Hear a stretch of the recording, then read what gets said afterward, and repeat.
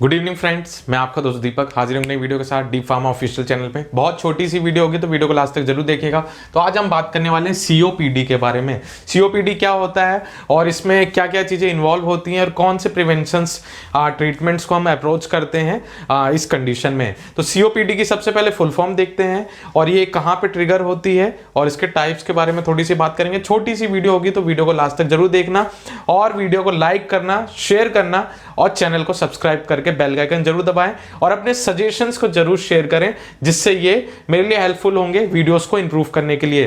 तो सीओपीडी सबसे पहले आते हैं। तो सीओपीडी का क्वेश्चन आता है, इसलिए मैंने ये टॉपिक लिया। कई जगह क्वेश्चंस आते हैं और इसके रिलेटेड कई सारे क्वेश्चंस हैं, तो मैं इसको पूरा ब्रॉडली जो है कवर करूंगा। इसकी मेडिसिन को, वो रेस्पिरेटरी का जब मैं वीडियो बनाऊंगा जिसमें हम अस्थमा के बारे में, जो भी रेस्पिरेटरी और ड्रग्स ऑफ कफ के बारे में जो है डिस्कस करेंगे, वहां पे मैं इसकी ड्रग्स के बारे में बताऊंगा। अभी फिलहाल में हम इसकी फुल फॉर्म, टाइप और इसमें कौन से ट्रीटमेंट्स का यूज किया जाता है, किस किस ट्रीटमेंट से हम इस चीज को सप्रेस कर सकते हैं, तो वो इस वीडियो में देखेंगे।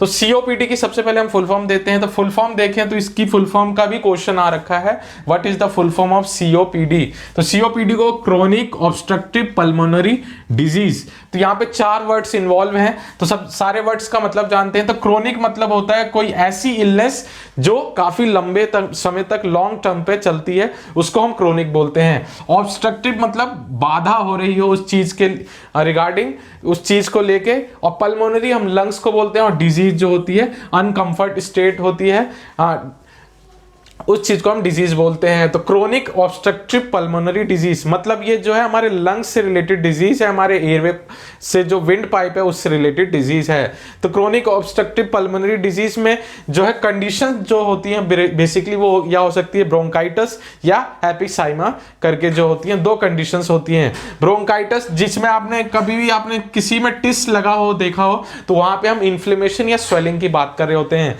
तो ब्रोंकाइटिस की कंडीशन में जो होता है इन्फ्लेमेशन और नैरोइंग ऑफ एयरवेज, जो हमारी विंड पाइप है जो ट्राई किया है वो जो है उसमें इन्फ्लेमेशन या वो नैरो हो जाती है। इन्फ्लेमेशन होगा तो जगह जो है जो लुमेन है वो कम हो जाता है। तो ये ब्रोंकाइटिस की कंडीशन जो होती है। उसके बाद होती है एपिसीमा की कंडीशन। इसमें क्या होता है, जो हमारे एयर सैक होते हैं, मतलब सैक मतलब थैले होते हैं, मतलब आपने एल्वोलाइली के बारे में जरूर पढ़ा होगा छोटी क्लासेस में। लंग्स में छोटे छोटे एल्वोलाइली होते हैं जो ऑक्सीजन जो है हमारे ब्लड में ट्रांसफर करते हैं, वहां पे वो ऑक्सीजन को कैरी करते हैं, CO2 को कैरी करते हैं और वो एक्सेलेशन इनहेलेशन के प्रोसेस से अंदर बाहर होते हैं और वहीं पे जो हमारी ब्लड के साथ ट्रांसफ्यूजन होता है। तो हमारे जो है एपिसीमा की कंडीशन में क्या होता है, damaging of air sacs in lung. Air sac जो होते हैं एल्वोलाइली वो उसमें वो डैमेज हो जाते हैं। तो ये 2 कंडीशन होती है, ब्रोंकाइटिस और एपिसीमा सीओपीडी की कंडीशन में।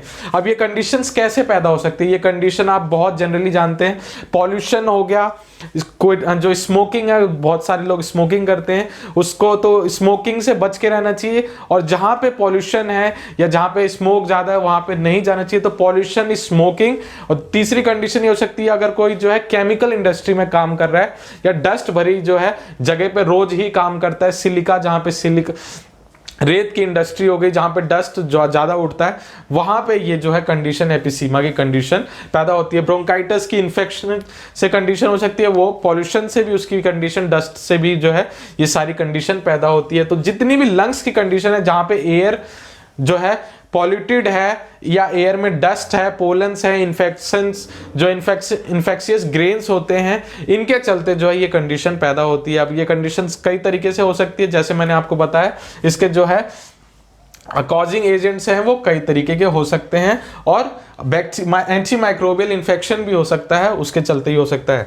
हम जो बेसिकली जो है इन चीजों को ट्रीट करने के लिए कौन कौन सी अप्रोचेस या ट्रीटमेंट को यूज करते हैं उस बारे में देखते हैं।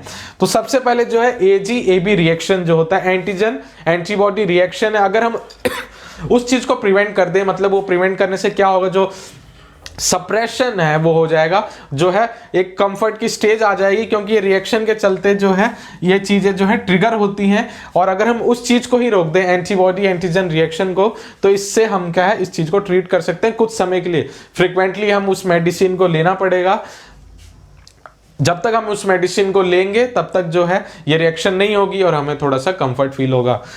तो दूसरी कंडीशन होती है न्यूट्रलाइजिंग ऑफ IgA। ये रिएजियनिक जो है एंटीबॉडीज होती हैं, जो अगर हम इस चीज को न्यूट्रलाइज कर दें, रिएजियनिक एंटीबॉडी जो हम बेसिकली इस ड्रग का इस सॉल्ट का इस्तेमाल करते हैं, ओमलीजुमैब जो है, अगर हम जो है IgE जो मैंने आपको बताया रिएजियनिक एंटीबॉडी है, अगर हम इस चीज को न्यूट्रलाइज कर दें इसकी मदद से, ओमलीजुमैब की मदद से, तो भी हम इस कंडीशन को ट्रीट कर सकते हैं। तीसरी कंडीशन हो सकती है अगर हमें इसको सप्रेस करना है तो suppression of inflammation and bronchial hyper sensitivity. अगर आपने कभी भी देखा होगा जो ज़्यादा रिएक्टिव जो रिएक्शंस होते हैं, मान लो किसी को अस्थमा की कंडीशन है तो वो एलर्जेंट जब भी आता है वो हाइपर सेंसिटिव, मतलब उसके जो एलर्जेंट है उसके प्रति काफ़ी ज़्यादा सेंसिटिविटी होती है, जिसके चलते जो है वो ट्रिगर हो जाता है उनका अस्थमा। अगर हम इस चीज़ को सप्रेस कर दें, जो इन्फ्लेमेशन और ब्रोंकियल हाइपर सेंसिटिविटी है, तो भी हम इस कंडीशन को रोक सकते हैं। अब ये सप्रेस कैसे होगा, हमें बेसिकली मेडिसिन लेनी पड़ेगी। कई लोग स्टेरॉइड्स लेते हैं, कई तरीके की मास्ट सेल स्टेबलाइजर्स आते हैं, ब्रोंकोडाइलेटर्स आते हैं। तो ये सारी मैं कैटेगरी आने वाली वीडियो में जब रेस्पिरेटरी के बारे में बात करेंगे उस कंडीशन में बताऊंगा। तो स्टेरॉइड्स का भी काफ़ी ज़्यादा यूज़ करता है, क्योंकि जो है स्टेरॉइड क्या होते हैं, वो इम्यूनोसप्रेसेंट होते हैं। अगर इम्यूनोसप्रेसेंट लेते हैं, क्योंकि इम्यून ही जो है इन चीज़ों के लिए जो है इन चीज़ों को रिस्पॉन्स करता है। अगर हम इम्यून को सप्रेस कर दें तो जो रिएक्शन है, जो सेंसिटिविटी वो कम हो जाएगी और उसके चलते जो है आराम मिलता है। फिर चौथी कंडीशन है prevention of release of mediators. जिस तरीके से मैंने बताया मास्ट सेल स्टेबलाइजर जो होते हैं, तो मास्ट सेल रिस्पॉन्सिबल होता है एलर्जेंट के खिलाफ। जब भी एलर्जी होती है तो मास्ट सेल जो है ट्रिगर हो जाते हैं, वहां से एलर्जेंट निकलते हैं, एंटी एलर्जेंट, और वही जो है उस रिएक्शन को कॉज करता है। तो हम जो है मास्ट सेल जो है रिलीज ऑफ मीडिएटर, मतलब मास्ट सेल स्टेबलाइजर का अगर इस्तेमाल करें तो भी हम इस कंडीशन को रोक सकते हैं। तो ये 4 कंडीशन हो गई, प्रिवेंशन ऑफ एंटीजन एंटीबॉडिक रिएक्शन, दूसरी है न्यूट्रलाइजिंग ऑफ रिएजियनिक एंटीबॉडीज, अगर हम एंटीबॉडीज को न्यूट्रलाइज कर दें, तीसरी कंडीशन हाइपर सेंसिटिविटी को सप्रेस कर दें, और चौथी कंडीशन ऐसी हो सकती है जो मीडिएटर है मास्ट सेल स्टेबलाइजर, अगर हम उस चीज को प्रिवेंट कर सके तो ये कंडीशन को सॉल्व किया जा सकता है। तो ये है COPD में जो चीजें इन्वॉल्व हैं और हम किस किस ट्रीटमेंट को अप्रोच करते हैं इसको ठीक करने के लिए। तो आने वाली वीडियो में जब रेस्पिरेटरी के बारे में बात करूंगा तो उस वीडियो में हम पूरा खुल के देखेंगे कि कौन कौन सी ड्रग्स, कौन कौन से स्टेरॉइड्स, कौन से ब्रोंकोडाइलेटर, मास्ट सेल इनहिबिटर्स और ल्यूकोट्रीन्स का भी इस्तेमाल किया जाता है। वो सारी चीजें हम देखने वाले हैं नेक्स्ट वीडियो में, मतलब जब भी मैं आपको ये वीडियो बनाऊंगा। तो आज के लिए COPD के बारे में इतना ही। कैसी लगी वीडियो जरूर कमेंट करके बताइएगा, शेयर कीजिएगा सब्सक्राइब करके, और अपने सजेशंस को कमेंट में शेयर कीजिएगा। आज के लिए बस इतना ही। वीडियो को देखने के लिए बहुत बहुत धन्यवाद। Thank you so much.